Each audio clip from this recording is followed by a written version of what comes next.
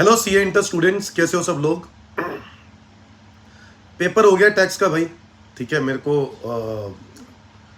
Paper review का अगर मैं बताऊं कि मेरे हिसाब से पेपर कैसा है, तो मैं डीटी के पॉइंट ऑफ व्यू से बात करूं तो डीटी का पेपर काफ़ी आसान आया था। क्योंकि जैसा क्वेश्चन, पहला क्वेश्चन अगर आप लोग देखो डिस्क्रिप्टिव में, तो पहला क्वेश्चन ऐसा ही क्वेश्चन हम लोग अपनी बुक में पीजीवीपी के टॉपिक के अंदर ऐसा ही क्वेश्चन कर भी चुके हैं। ये भी एक पास एग्जामिनेशन क्वेश्चन ही है दोस्तों, जो ऐसा ही हॉस्पिटल वाला ही क्वेश्चन, एक एम्प्लॉय जिसके ऊपर क्वेश्चन आया हुआ सेम, मतलब डिट्टो ही है, कॉपी पेस्ट ही है, सिर्फ हल्के फुल्के फिगर्स में चेंज है। मैंने देखा और मैक्सिमम चीज़ें सेम थी। तो मुझे लगता है पहला क्वेश्चन तो बहुत ही आसान होना चाहिए आप लोगों के लिए डिस्क्रिप्टिव में। और एमसीक्यूज भी मैंने देखे तो एमसीक्यूज कोई मुश्किल नहीं थे। एग्रीकल्चर इनकम पे एमसीक्यूज थे, बहुत ही आसान थे। ठीक है, एग्रीकल्चर इनकम का नॉर्मल टॉपिक था, आप लोग इजीली सॉल्व कर पाए होंगे।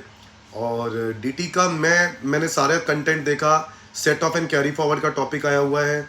और अगर आप देखो ग्रॉस टोटल इनकम का और डिडक्शंस का टॉपिक आया, टीडीएस का आया, बहुत ही आसान आया कंपैरेटिवली।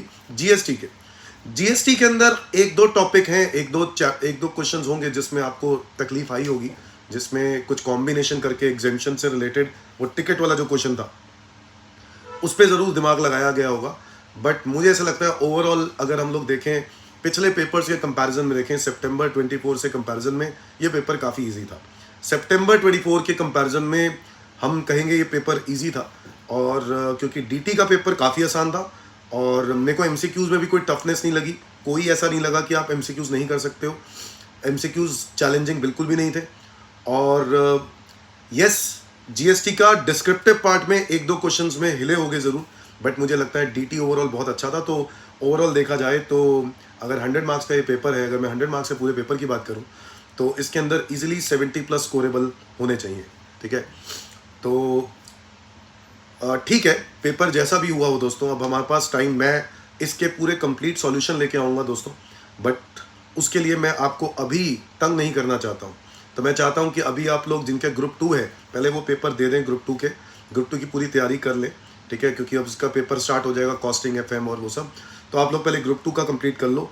जैसे ही पेपर खत्म हो जाएंगे मैं इसके कंप्लीट सॉल्यूशन अपने चैनल पर लेके आने वाला हूँ सीए इंटरमीडिएट स्टूडेंट्स के लिए। ठीक है, तो टिल देन आप लोग इसको मेरा रिव्यू तो ये है कि पेपर एक अच्छा पेपर था, इजी पेपर था, नॉट दैट मच टफ कि आप कहो बहुत टफ है या कुछ ऐसा। इजी और मॉडरेट के बीच में जो होता है बिल्कुल वो वैसा ही था। ठीक है, इजी और मॉडरेट के बीच, तो मैं मॉडरेट भी नहीं कहूँगा, इजी एंड मॉडरेट के बीच, क्योंकि जीएसटी की वजह से। चलो अगले पेपर के लिए ऑल द बेस्ट।